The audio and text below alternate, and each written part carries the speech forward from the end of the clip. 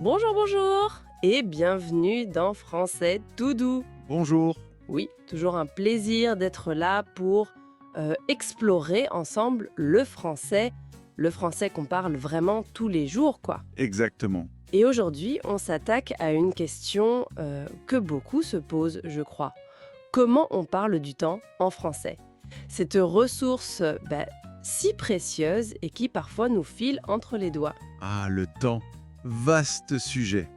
C'est vrai que on dit souvent que l'argent perdu, ça se retrouve, mais le temps perdu, Jamais! C'est ça qui est terrible. On a tous 24 heures dans une journée, mais des fois on se demande vraiment où elles passent. c'est clair. Alors, l'idée aujourd'hui, c'est de regarder ensemble 3 expressions françaises très courantes pour justement parler du temps. Et peut-être, qui sait, apprendre à mieux le gérer. Super programme! Prêt à reprendre un peu le contrôle? Alors, on commence. C'est parti. Alors, première situation typique. L'attente. T'attends quelque chose. Disons, un train qui est en retard. Qu'est-ce que tu fais? Bonne question. Souvent, réflexe numéro 1, le téléphone, non? On regarde les réseaux, on lit des trucs. Bref, on essaye de faire passer le temps. Exactement. Et ça, en français, on appelle ça « tuer le temps ». C'est notre première expression. Ah, tuer le temps. Voilà. Bon, l'image est un peu forte, hein, tuer. Oui, c'est vrai, ça surprend un peu. Mais en fait, ça veut juste dire s'occuper. Trouver une activité, pas forcément hyper utile, hein, mais juste voilà, pour faire passer le temps plus vite pendant qu'on attend. D'accord, je vois. On pourrait imaginer une petite scène, tiens, à la gare par exemple. Allez. Oh là là, 30 minutes de retard pour le train. Qu'est-ce qu'on fait pour patienter? Je sais pas moi, franchement j'en ai un peu marre de regarder mon téléphone là. Toujours la même chose. Ah, attente. J'ai un magazine là, avec des mots croisés, ça te dit? Histoire de, tuer le temps? Ah ouais, carrément. Super idée, ça change. Allez, vas-y, passe. Tu vois, c'est ça. Une petite activité simple pour patienter. Le petit souci, c'est quand tuer le temps, ça devient une habitude. Ah oui, le risque de passer des heures sur TikTok, sur YouTube. Voilà.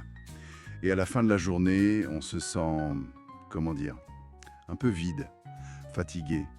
Et on a l'impression de n'avoir rien fait de vraiment constructif. Oui, on a tué le temps, mais on n'a rien accompli. C'est un peu le piège. Ça me fait penser à une autre scène, très classique, à la maison cette fois. Vas-y, raconte. Bon, imagine. Dis donc, ça fait pas 1 heure que t'es comme ça, là, sur le canapé, à regarder des vidéos. Bah quoi? Je m'ennuyais.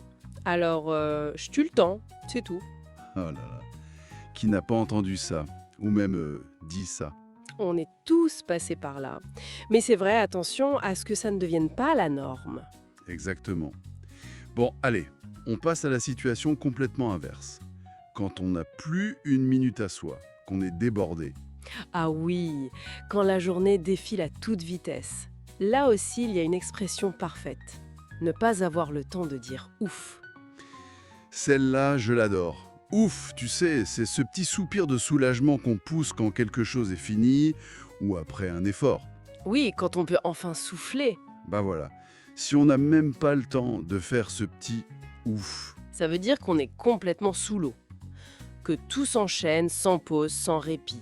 Comme après une réunion super efficace, par exemple. oui, tiens. Alors, cette réunion super importante, ça a donné quoi? Oh mais c'était incroyable, j'ai présenté le projet, ils ont dit oui tout de suite, on a signé direct. Franchement, j'ai même pas eu le temps de dire ouf. 10 minutes, c'était plié. Impressionnant. Ça montre la vitesse. Mais l'expression marche aussi, et peut-être surtout, pour décrire ce sentiment d'être juste débordé. Pas forcément efficace, mais juste submergé par les tâches. Le tourbillon du quotidien, quoi. Le fameux lundi matin. Ah oui. Salut, Dis, ça te dirait un petit café vers midi? Ah non, désolé. Aujourd'hui, c'est juste pas possible. Entre la montagne de mails, le téléphone qui arrête pas et ce rapport urgent à finir, pur, j'ai pas le temps de dire ouf. Je crois que ça va être sandwich devant l'ordi encore une fois. Oula, beau courage. Et c'est intéressant, parce que ça montre bien qu'être très occupé, ça ne veut pas dire être productif, hein. Non, pas du tout. Et ça nous amène parfaitement à notre troisième expression, qui est un peu la solution, non? Exactement. La solution face à la procrastination ou face à ce sentiment d'être dépassé, c'est une expression qui appelle vraiment à l'action. Prendre le taureau par les cornes. J'aime beaucoup cette image. Elle est forte. Oui, hein, le taureau, ça représente quoi? Le problème, la difficulté, la tâche qui nous fait un peu peur, qui nous intimide. Et donc le prendre par les cornes. Ça veut dire l'affronter, directement. Avec courage, avec détermination. Fini de repousser à demain. C'est l'anti-procrastination par excellence. C'est ça. On arrête de subir, on arrête de tuer le temps pour éviter le problème et on y va. On l'attaque de front. Comme pour préparer un examen, par exemple. Ça stresse souvent, ça. Oh que oui! Pfiou! Ça fait des semaines que je dois m'y mettre pour ces révisions. Rien que d'y penser, ça me bloque. Écoute, Alex. Demain matin, tu mets ton réveil un peu plus tôt, tu coupes les notifs de ton téléphone et tu t'assois à ton bureau. Sérieusement. Allez, il est temps de prendre le taureau par les cornes. T'as raison, Clara. Franchement, t'as raison. Ok, c'est décidé. Demain, je m'y mets. Voilà, c'est cet état d'esprit. Ou alors au travail, devant un projet qui semble gigantesque. Oui. Oh là là. Ouf. Ce nouveau dossier, il a l'air tellement énorme, j'avoue que je sais pas trop par où commencer. Écoute, pas de panique. On va faire ça ensemble. On va prendre le taureau par les cornes, ok? Première étape, on liste tout ce qu'il y a à faire. Ensuite, on découpe en petites tâches, on répartit et on avance, pas à pas. On va y arriver. C'est vraiment ça l'idée. C'est une invitation à ne plus attendre, à se lancer. Souvent, le plus dur, c'est juste de commencer. C'est tellement vrai. Bon, si on récapitule un peu, on a vu 3 expressions aujourd'hui.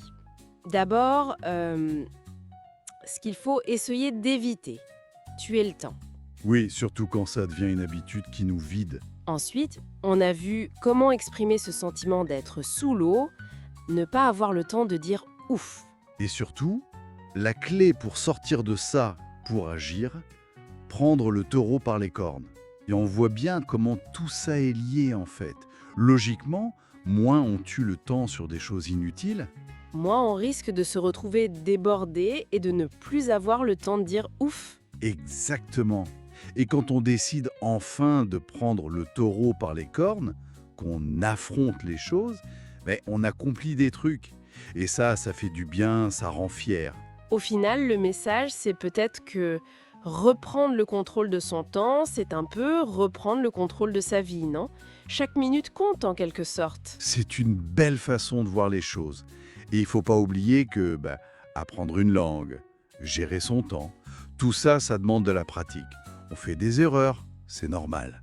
L'important, c'est de continuer, de persévérer. C'est un très beau message pour finir.